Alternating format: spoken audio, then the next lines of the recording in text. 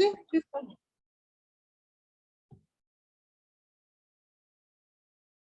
Listo, adelante.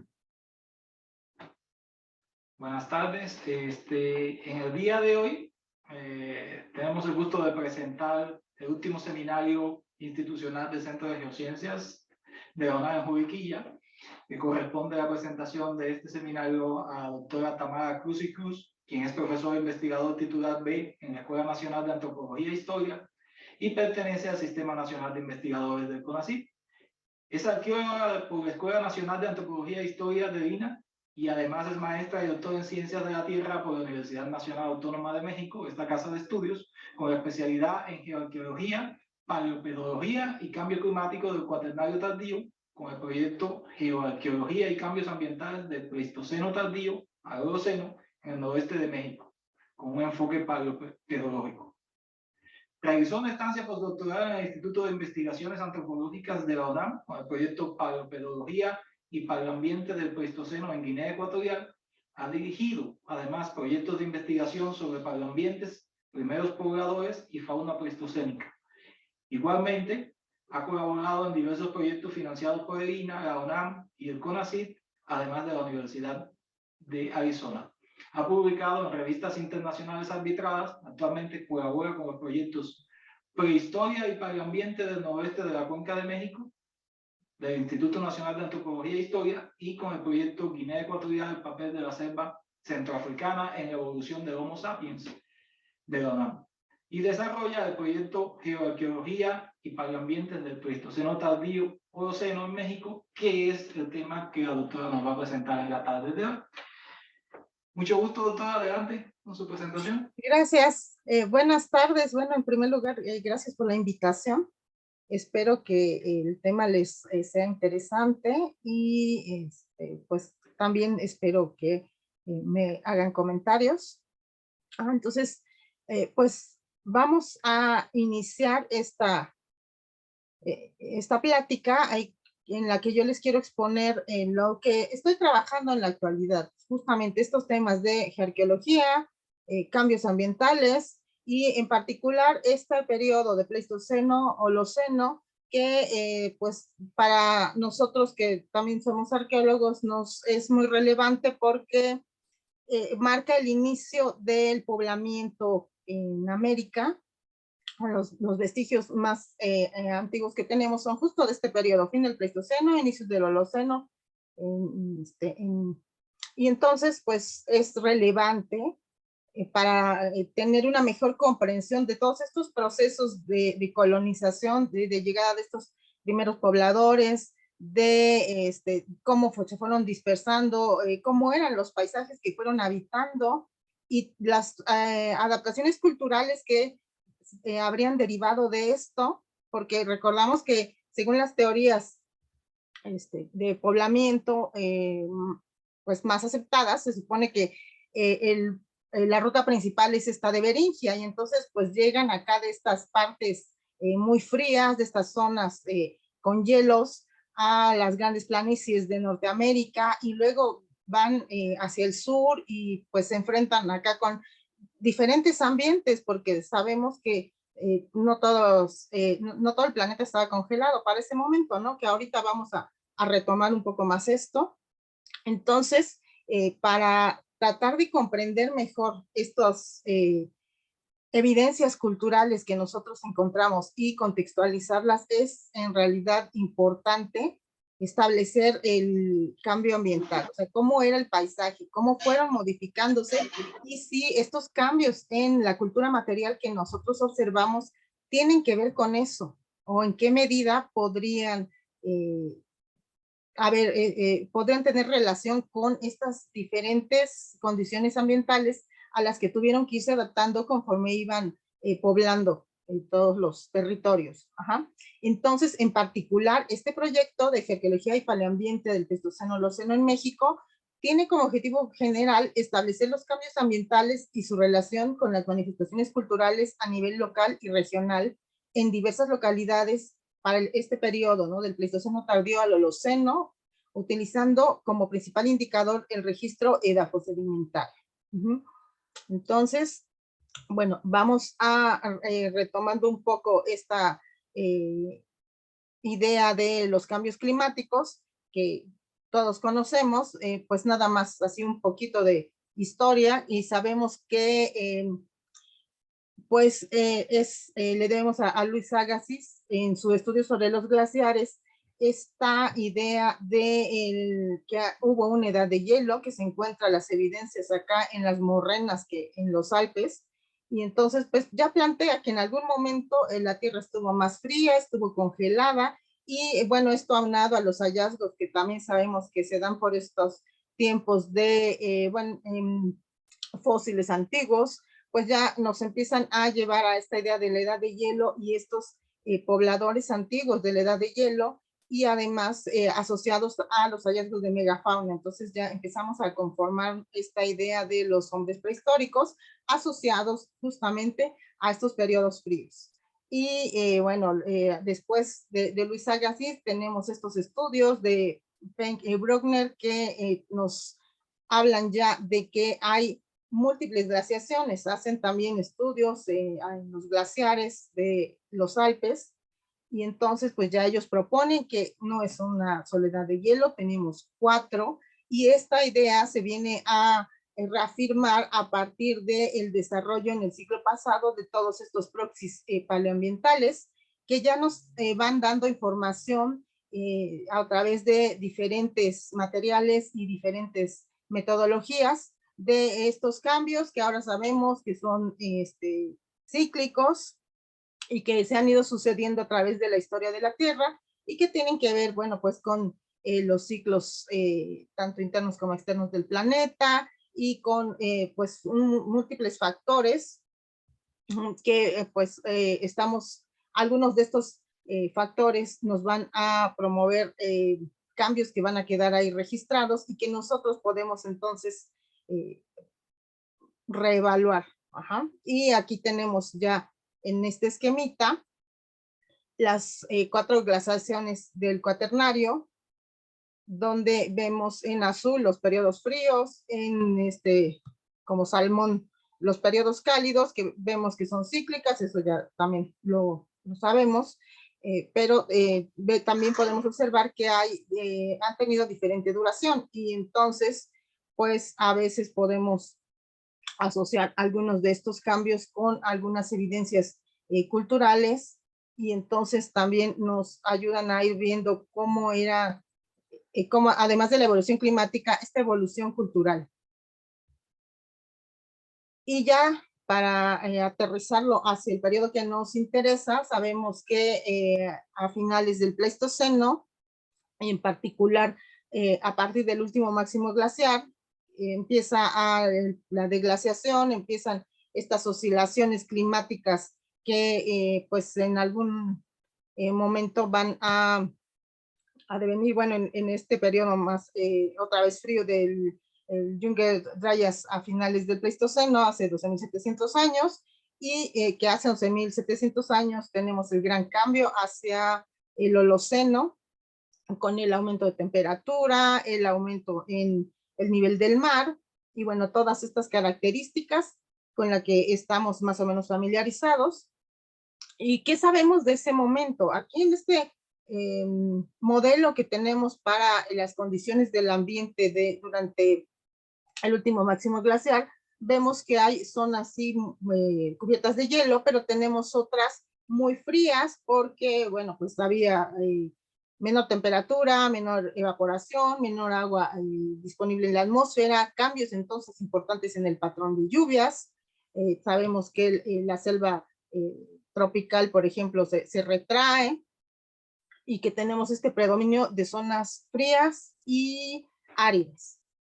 Ahora, acá en nuestro país, que es lo que nos interesa, porque finalmente todo esto nos ha servido para reconstruir la historia ambiental de Europa. Ajá.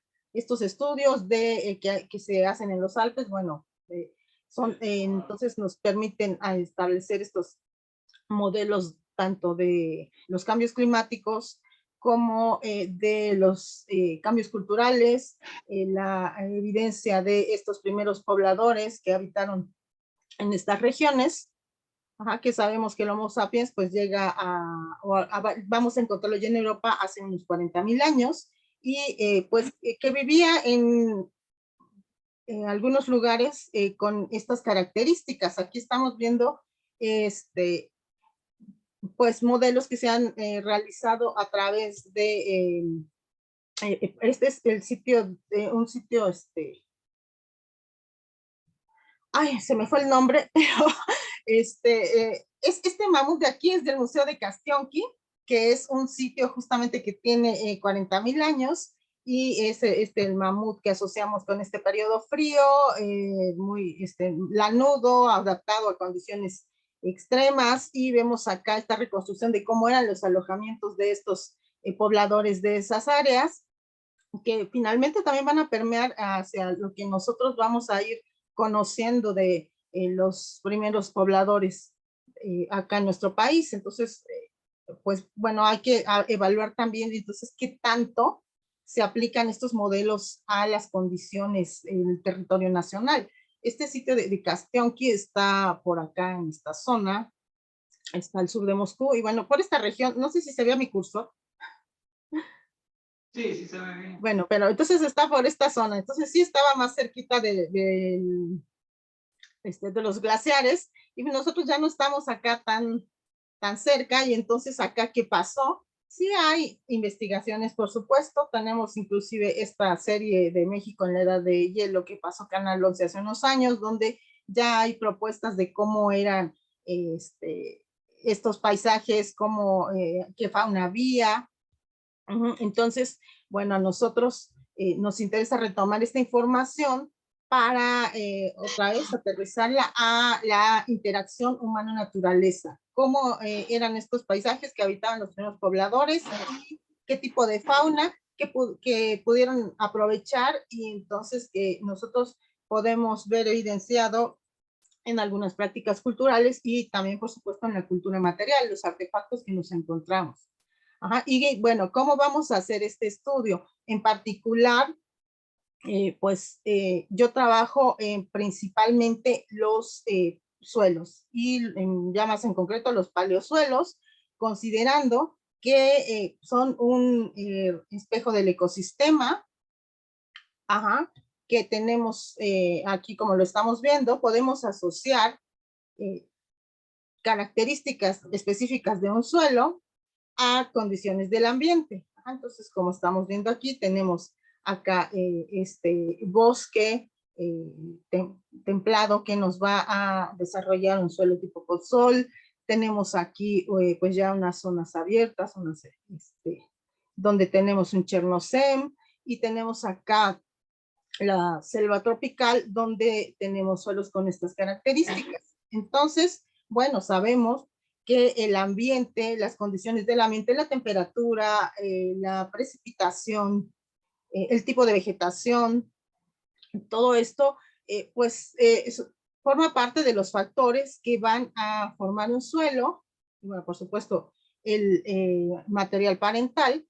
Y entonces todo esto asociado nos va a dar ciertas características de un suelo. Hay características que son perdurables a través del tiempo.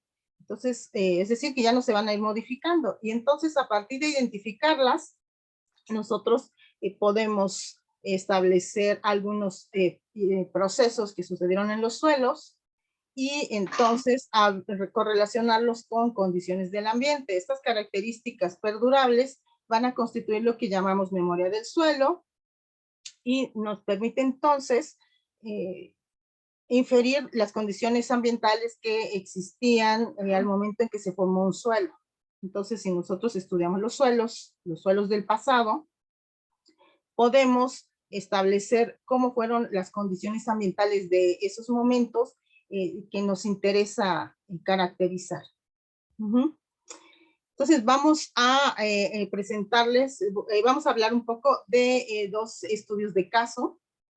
Aquí estamos viendo el estado de Sonora, acá al noroeste de nuestro país, y pues las localidades que tienen fauna pleistocena, que son pues bastantes. Aquí están 53 señaladas,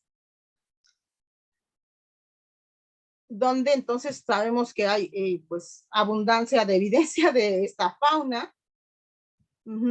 Y también hay estudios paleoambientales para estos periodos.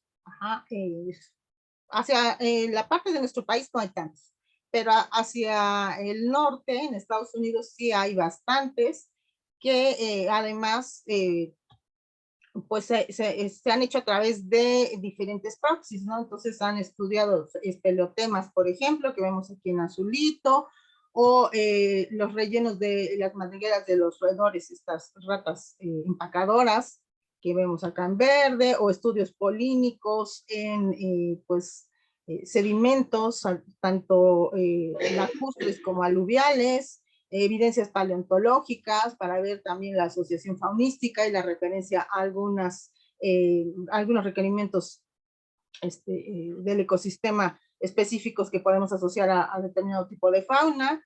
También tenemos lagos y paleolagos que han sido analizados, secuencias aluviales y paleosuelos. Y como vemos acá, para el mismo periodo tenemos tendencias un poco contradictorias porque en algunas partes se desarrollaron por ejemplo, para el Younger Dryas tenemos que se desarrollaron estos famosos black mats, que son, es un término genérico en realidad que se refiere a un material oscuro y se refieren tanto a capas de turba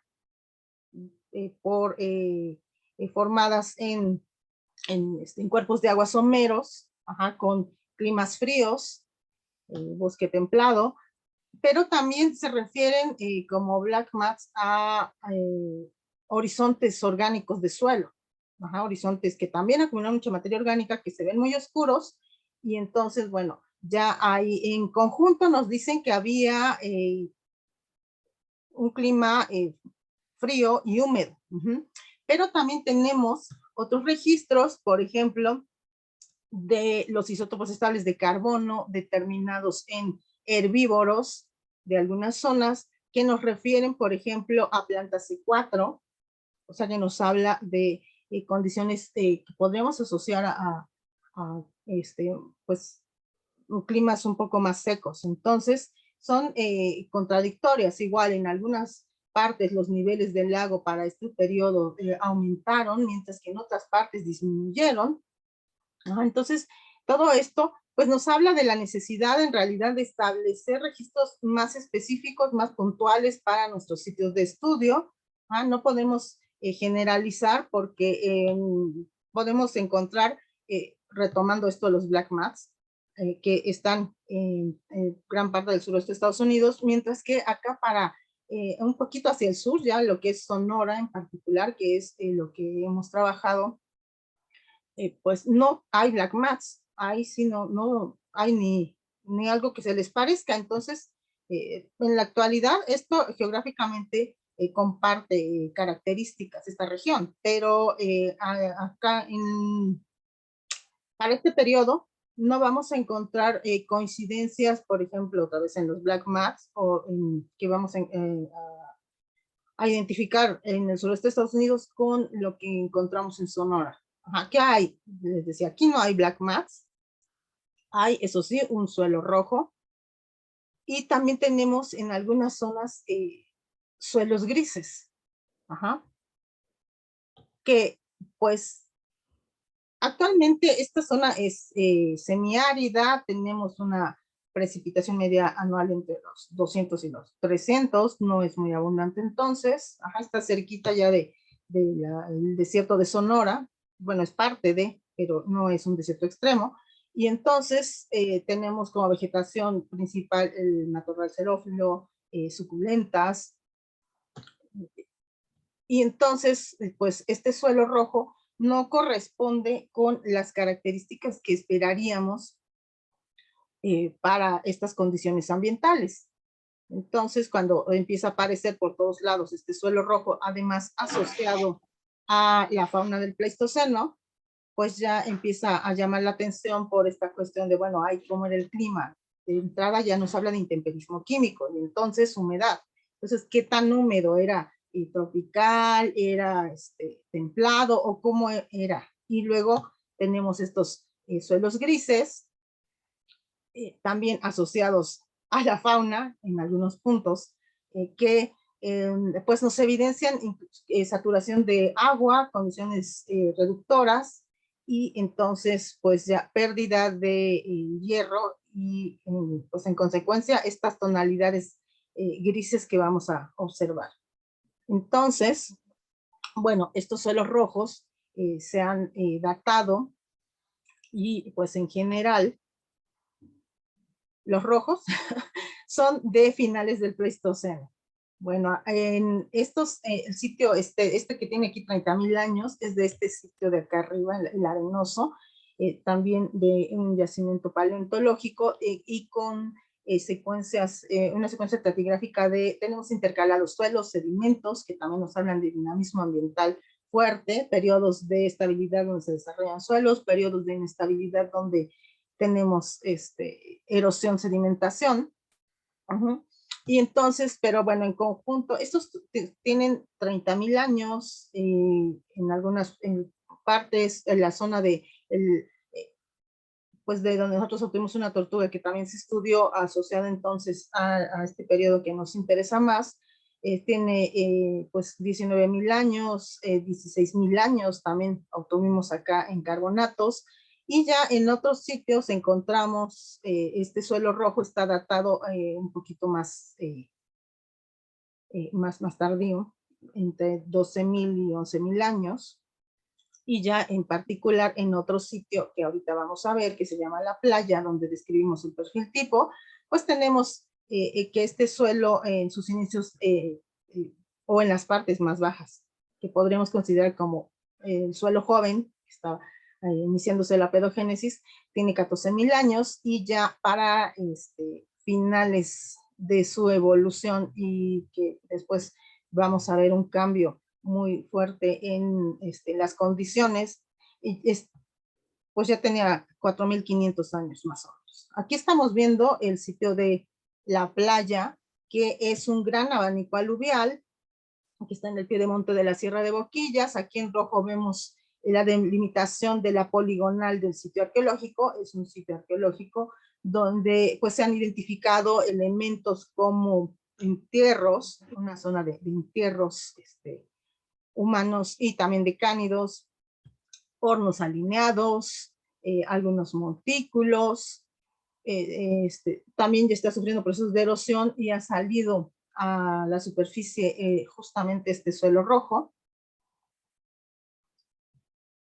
que aquí estamos viendo, que es el que pues los carbonatos de acá de la base que nos hablan de inicio de la pedogénesis tiene casi 15,000 años. Y en algunas partes, como vemos, no tiene horizonte orgánico. Entonces aquí hay un proceso erosivo muy fuerte que además pues es una erosión muy horizontal. Después de eso ya tenemos un sedimento limoso, y sobre eso en algunas partes está ya los depósitos del Holoceno pues más reciente. Pero en algunas partes todavía se logró, aquí ni se observa por la imagen, identificar un poquito de lo que quedaba del horizonte orgánico, que también se dató y nos da justo hacia el Holoceno medio, 4,500 años más o menos. Y entonces pues ya podemos considerar que este suelo estuvo desarrollándose durante aproximadamente 10,000 años. Y claro, les decía, este suelo está, pues se ha descrito y analizado en diferentes puntos, incluyendo dataciones que coinciden en el rango cronológico y están asociados a esta fauna del Pleistoceno. También aquí está en otro corte, dicho por un arroyo, tenemos igual carbonatos que nos hablan de finales del Pleistoceno. Y aquí lo que vemos aquí arriba es ya, pues, son los suelos holocénicos, que como vemos no están tan desarrollados, aquí los estamos viendo. Entonces, a este suelo se le llama suelo Boquillas, al suelo rojo se le llama Paleosuelo San Rafael. Y bueno, este suelo del Holoceno tiene ocupación humana, es el que tiene las evidencias de esta ocupación que les comentaba, los hornos, los entierros, y que tienen más o menos 3000 años. También hay evidencia de canales de riego, porque esta ocupación es de lo que llamamos periodo de agricultura temprana, donde entonces eran pueblos agrícolas que sembraban maíz. Y aquí vemos uno de estos entierros, aquí nada más para observar más pues algunas vistas del suelo San Rafael y lo que queda del suelo Boquillas, que en realidad ya son también pedestales.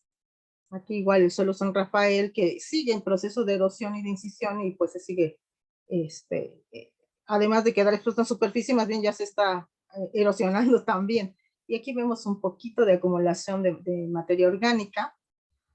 Ajá. Este es ya el suelo holocénico, el suelo Boquillas, donde vemos pues toda esta evidencia de esto es lo que queda de hornos de piso, así como tipo barbacoa, que se excavaba la fosa y luego se ponía piedras y luego el combustible. Y aquí vemos, bueno, cómo se ha erosionado y va quedando ahí desperdigado. Tenemos aquí una incisión igual de los sedimentos del Holoceno. Tenemos intercalados suelos y sedimentos. Y pues son depósitos bastante grandes. También la erosión es bastante intensa. Ajá, y bueno, aquí otra vez otro ejemplo de estas actividades humanas. Y lo analizamos y pues se hicieron, entre otras cosas, lo que vemos acá, ¿no? La granulometría, ¿ah? Para pues evaluar estos cambios que no son tan visibles. Aquí sí es más evidente, tenemos esta parte roja, acá una parte gris, el cambio abrupto, ya con estos sedimentos limosos. Y pues ya acá en realidad es menos evidente este cambio en cada uno de los horizontes que se identificaron, pero bueno, ya en laboratorio los corroboramos, y entonces pues ya tenemos algunas características que podemos asociar a pedogénesis. Tenemos otras que se deben a estos procesos de erosión-sedimentación, pero bueno, ya en conjunto nos hablan de estas condiciones, primera del suelo y después del ambiente. Y aquí estamos viendo también unas imágenes de las características micromorfológicas de este suelo San Rafael, que por ejemplo tiene intemperismo químico in situ, pues formación de minerales secundarios, arcillas, óxidos de hierro. Tenemos aquí que algunos de estos minerales pues están bastante bien preservados. Tenemos pues acumulación de carbonatos asociada a poros que nos hablan de hipercolación de estos carbonatos. Tenemos también acumulación de pues hierro y de arcillas en algunas partes. Aquí sobre todo tenemos hierro, que nos hablan de estas condiciones reductomórficas debidas a saturación de agua, y entonces pues ya estamos viendo que hay intercalados periodos de secas, periodos húmedos.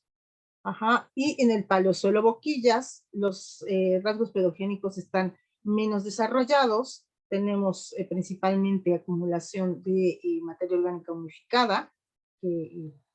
Tenemos evidencias de actividades humanas, sí, aquí hay carbones, y bueno, igual, periodos de humedad evidenciados por estos rasgos reductomórficos, en acumulación de hierro, y periodos secos donde se va a acumular los carbonatos de calcio.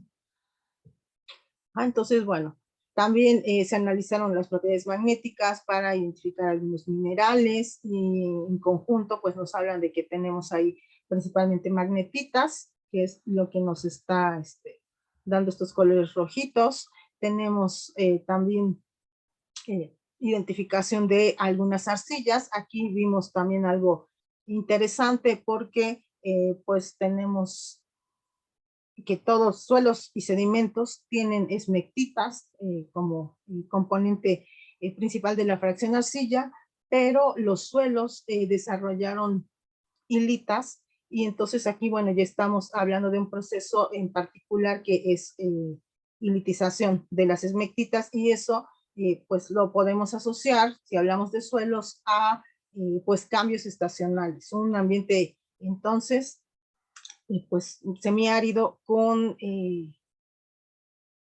lluvias estacionales, claro, son escasas. Entonces ya, no, y eso lo encontramos también en el suelo rojo. Ahora, este suelo en la playa, pues no tenemos tantas evidencias de estos primeros pobladores, pero está en todo el territorio de Sonora. No tenemos Black Mass, tenemos Big Red, que es como lo llaman los arqueólogos.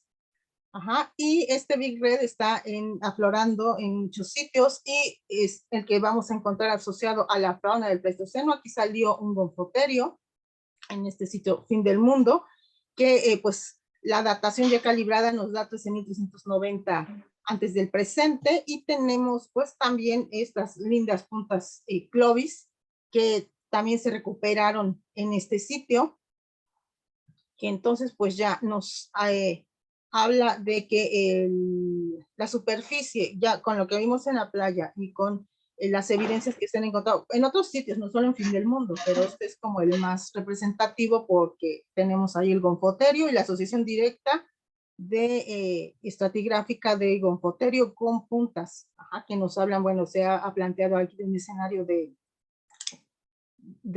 caza y desplazamiento del gonfoterio.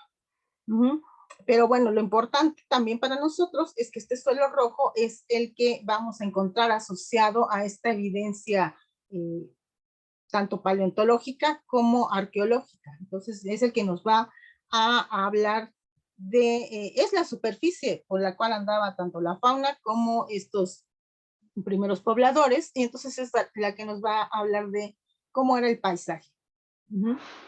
Entonces, aquí tenemos un resumen de los procesos pedogenéticos que están más desarrollados en este suelo San Rafael, que nos hablan, sí, de, ya dijimos que estuvo desarrollándose por 10.000 años, entonces es, pues, un periodo de estabilidad ambiental bastante prolongado, y ya los del Holoceno, pues, más bien tenemos una estabilidad ambiental baja, que pues, promovió más bien procesos de erosión, sedimentación, pedogénesis poco desarrollada.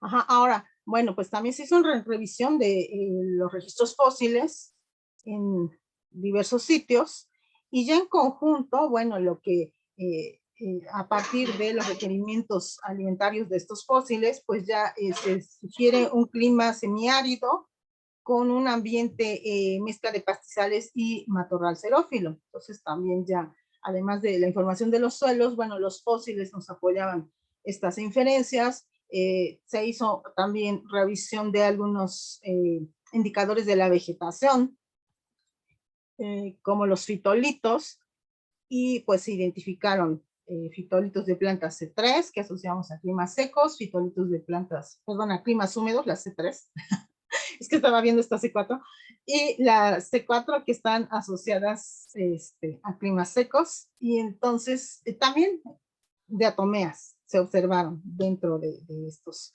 suelos, que nos hablan pues de estas condiciones cambiantes, ¿no? En particular los C3 y las diatomeas están fragmentados, que entonces ya no se evidencian erosión, mientras que los C4 están in situ. Entonces, pues ya podemos decir que también esta evidencia refuerza lo que habíamos estado viendo con los otros indicadores.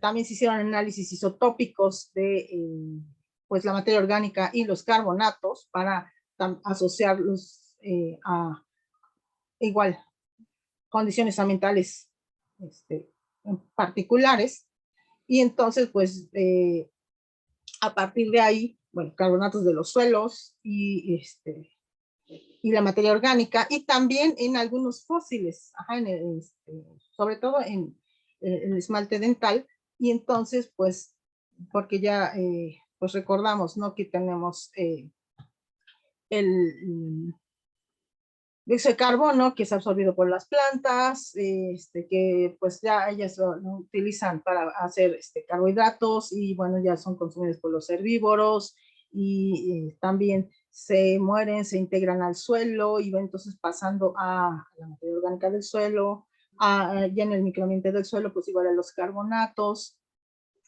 o se queda esta información isotópica almacenada en los huesos y los dientes de los herbívoros, y entonces, bueno, pues ya también hicimos este análisis para identificar a partir de, por ejemplo, los carbonatos de calcio de los paleosuelos.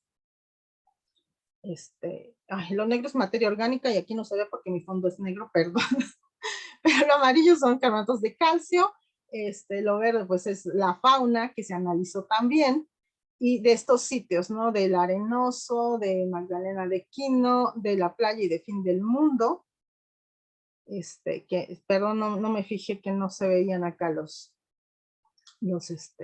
simbolitos, pero bueno, estos rombitos son del Arenoso, estos triangulitos son de Fin del Mundo y los circulitos son de la playa.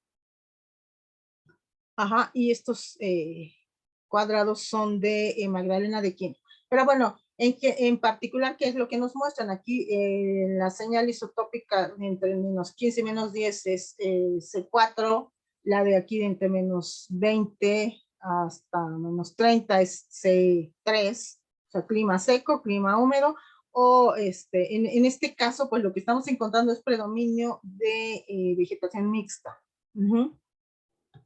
Y vemos que sí hay algunas tendencias a mayor, o a un incremento en plantas C3, por ejemplo, en el enfriamiento de hace 8.200 años, en el Yungue Dryas, y vemos que pues se va más hacia vegetación que podemos asociar con pues, climas más secos, vegetación mixta, durante este periodo muy seco que es el altitermal que sucedió justo en el Holoceno medio.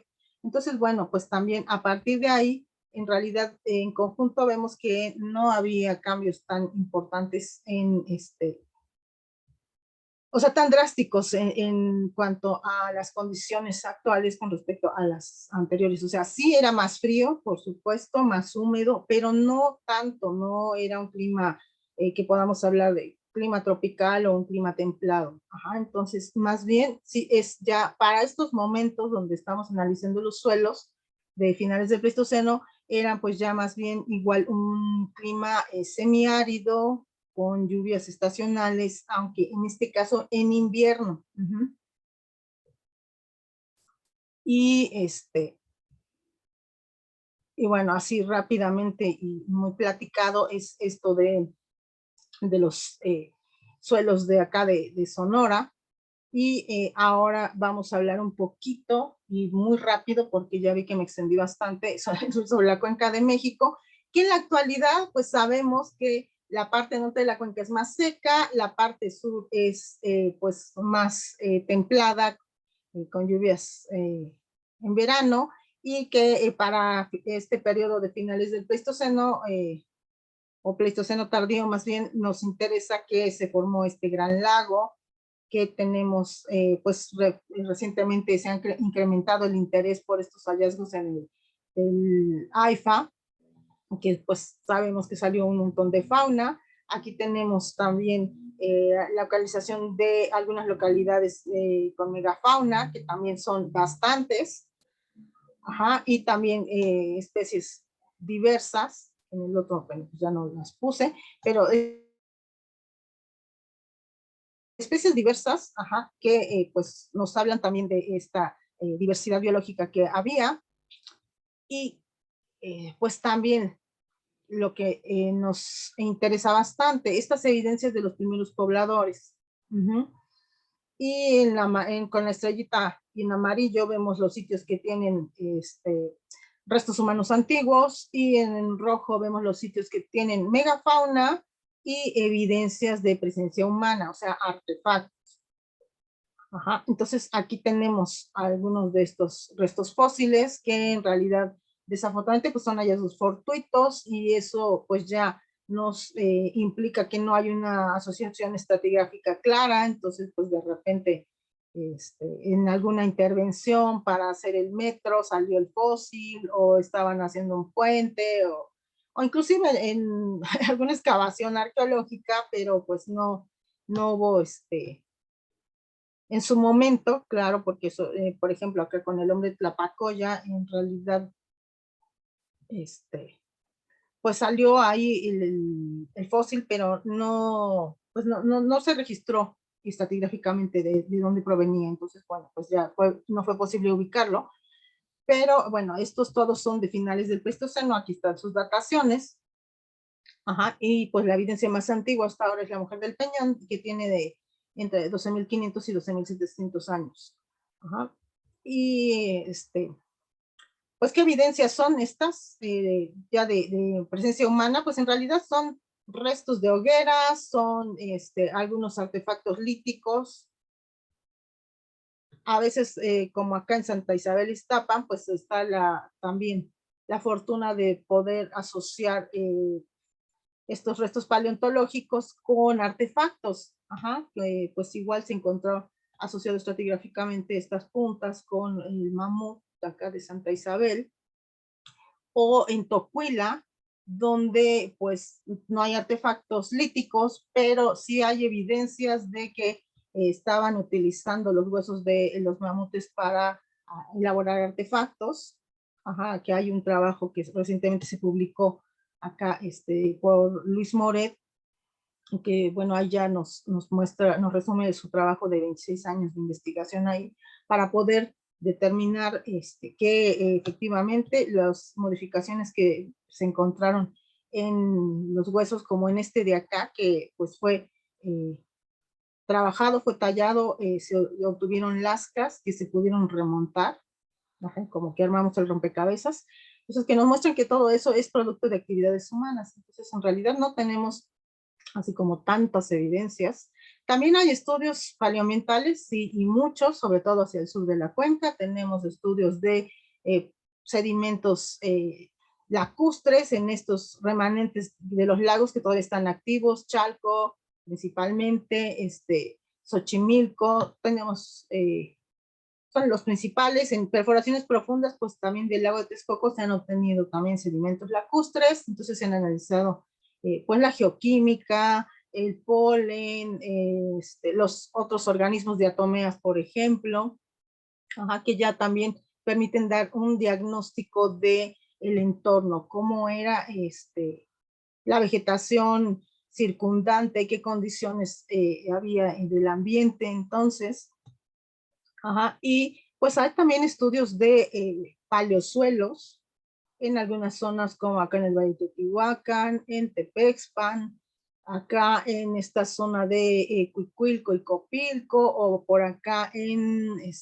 Milpa Alta, justamente en San Gregorio Tlapulco, que pues aquí se encontró un mamut y se estudió también el suelo asociado, o un poquito pues más hacia Tlaxcala, en el Valle de Toluca. Entonces tenemos también algunos registros, casi todos hacia el sur de la cuenca, y pues en conjunto sí, nos hablan de estos cambios desde, en este caso, desde hace pues 50,000 años, o sea, desde la etapa isotópica 3, la 2, y bueno, hasta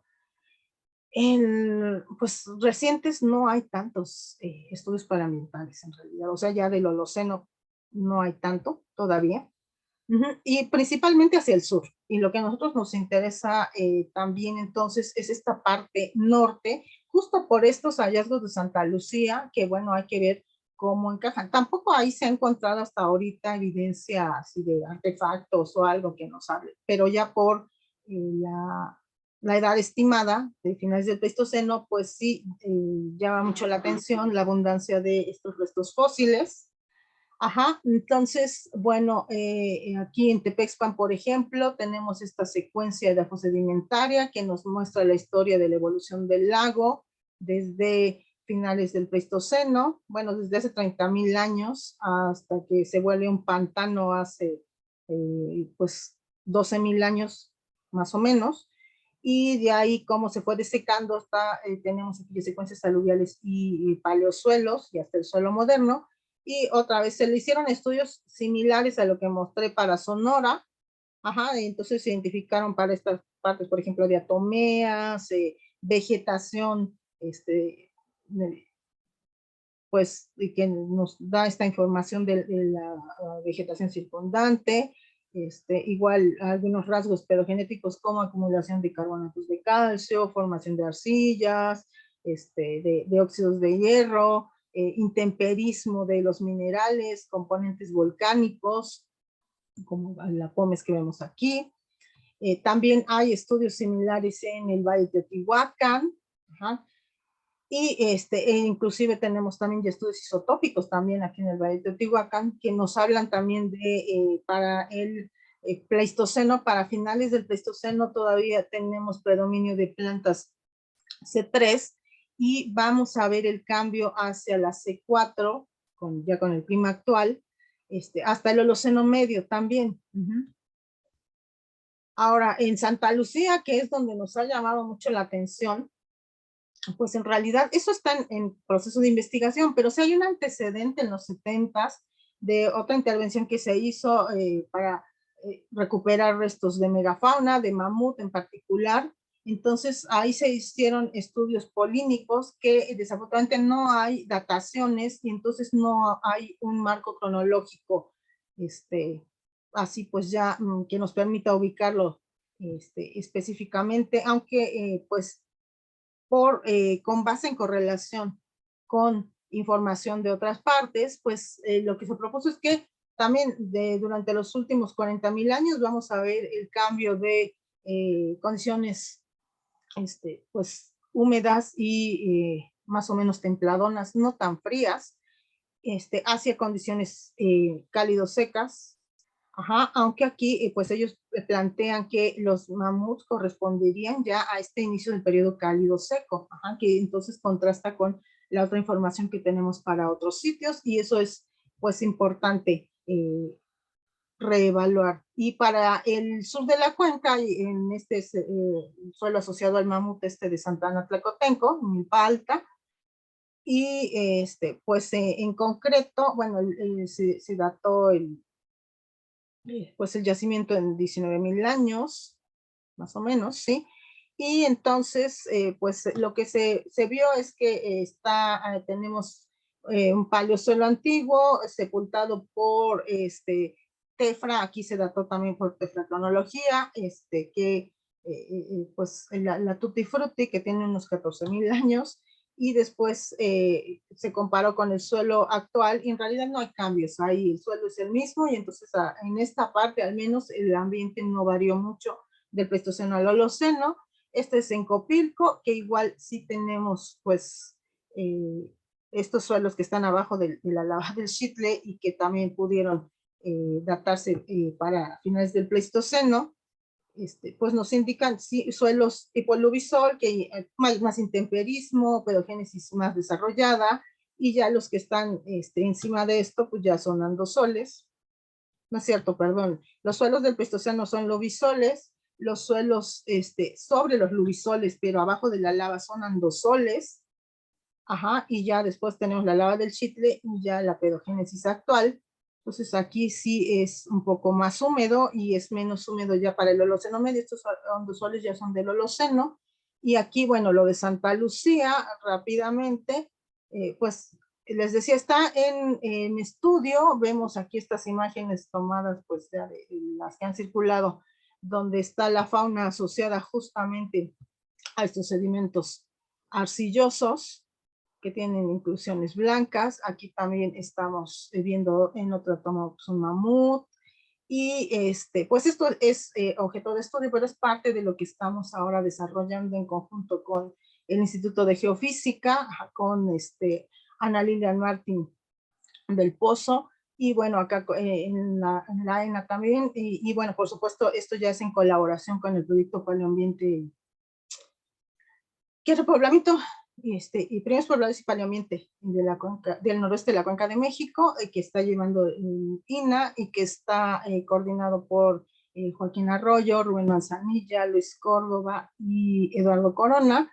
y que es ahorita el objeto de nuestra investigación. Ajá, y esto está todo en estudio, no hay resultados de pues los estudios previos que hay de los antecedentes, pues nos hablan que sí, para el Pleistoceno tardío tenemos un clima más húmedo, hay más lluvia, los suelos nos dicen que había pues una abundancia de lluvia, Y tenemos el cambio más importante en realidad hacia el Holoceno medio, donde se deseca el lago. Tenemos entonces también procesos de acumulación de carbonatos.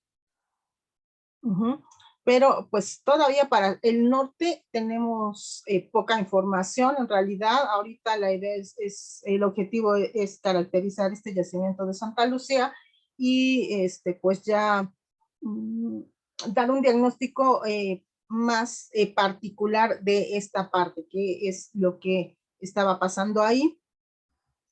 Ajá, y bueno, ya en cuanto a la relación con las evidencias arqueológicas, pues tampoco tenemos tan abundantes para acá, desafortunadamente. Entonces también hace falta implementar nuevos estudios que sí esperamos que se desarrollen pronto.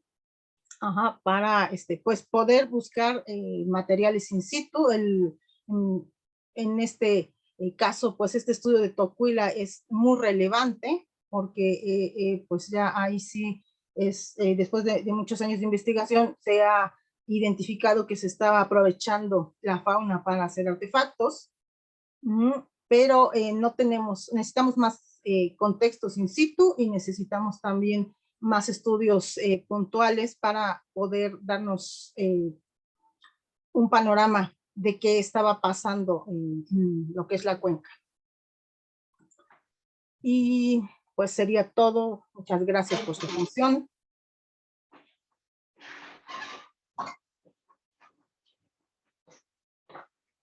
Muchas gracias, doctora. No tenemos de momento ninguna pregunta en el chat, ni acá tampoco. Pero pues esperamos un momentito. Está interesante la plática. Yo tendría una pregunta. El glaciar Laurentino, hay algunos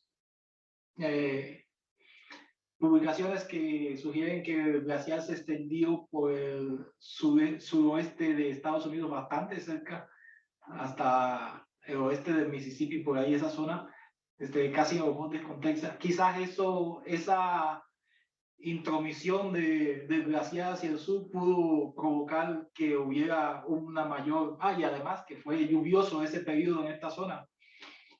¿Puede esto estar relacionado con el crecimiento o estos suelos ferraríticos ahí de indicadores de bosques o selvas o una vegetación bastante exuberante? Pues sí, bueno, sí podría relacionarse, claro.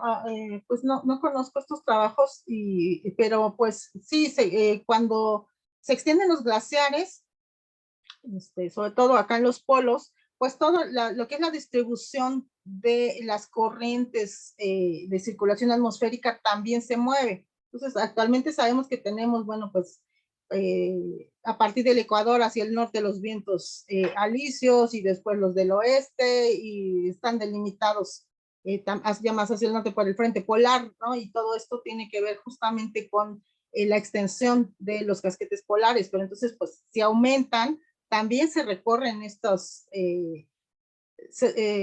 celdas de circulación atmosférica. Entonces, pues justamente consideramos que en Sonora estos suelos sí se vieron influenciados por estos movimientos. Actualmente justo esta zona está en pues la zona de divergencia de los vientos alisios y los del oeste. Entonces es una zona muy seca, no hay humedad y pues es bastante seca, mientras que pues considerando este corrimiento, en este caso, si hablamos del hemisferio norte, que se extiende en los casquetes polares, entonces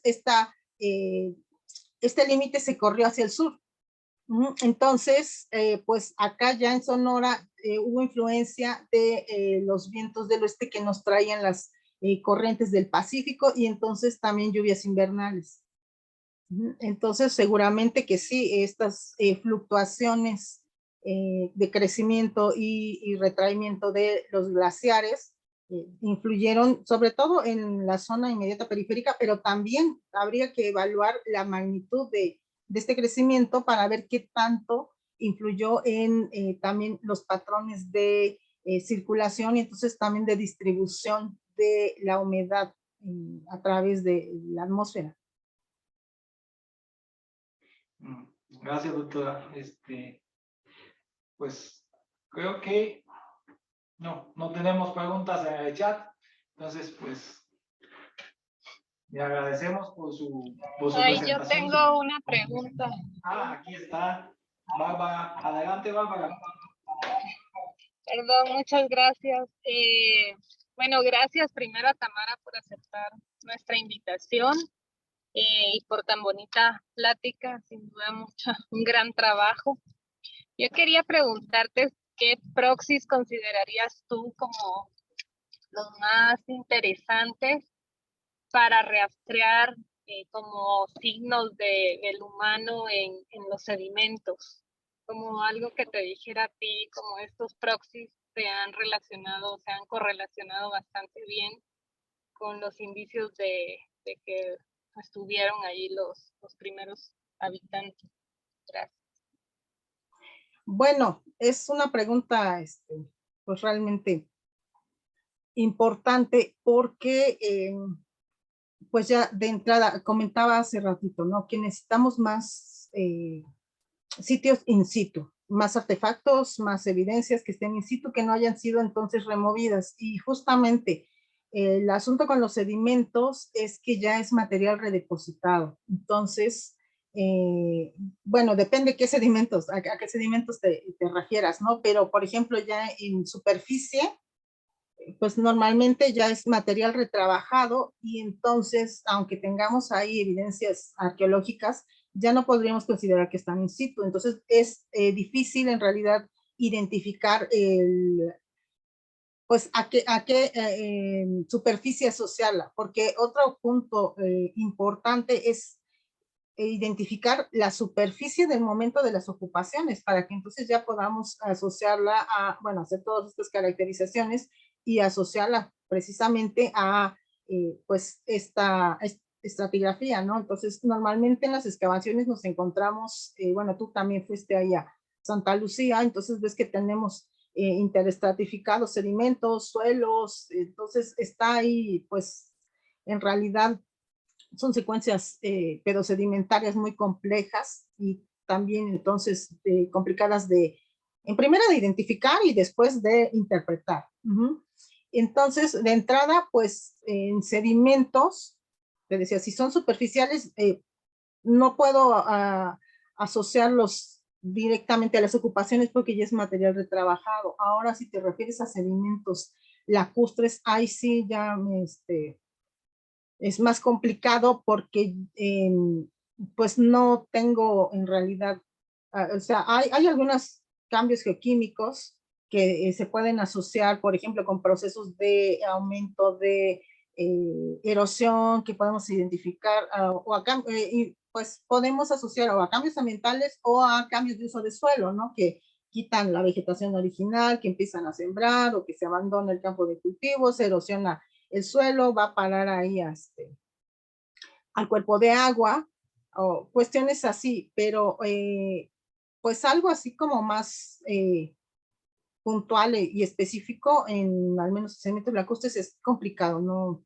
Porque igual los indicadores geoquímicos pueden tener diversas fuentes, o sea, hay algunos que es como esto que te mencionaba, ¿no? Que asociamos con aumento de componentes terrígenos que van a parar ahí al sedimento lacustre y que podemos en algunas ocasiones identificar con procesos antrópicos, pero no siempre es tan claro.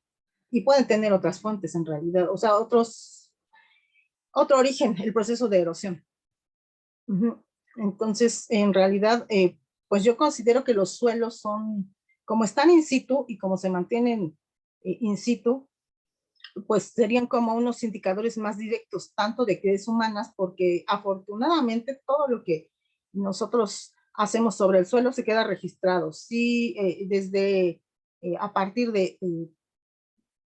pues intervenciones en el suelo, que si lo compactamos, que si le sembramos, que si pues no sé, le construimos, por ejemplo, si lo sembramos, pues podemos identificar cambios en el suelo, en la estructura, en pues la composición química y física que pueden estar asociados con actividades agrícolas, por ejemplo, o con actividades de extracción de material, por ejemplo, para hacer, para construir o para hacer cerámica o para actividades específicas.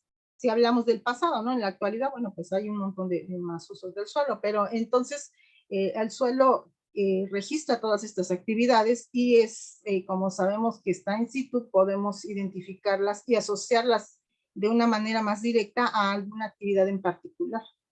Y claro, si tenemos la suerte de encontrarnos ahí los artefactos, pues es pues una información mucho más directa. No sé si respondí tu pregunta. Muchas gracias. Sí, muchas gracias. Ok, bueno. ¿Alguna otra pregunta más?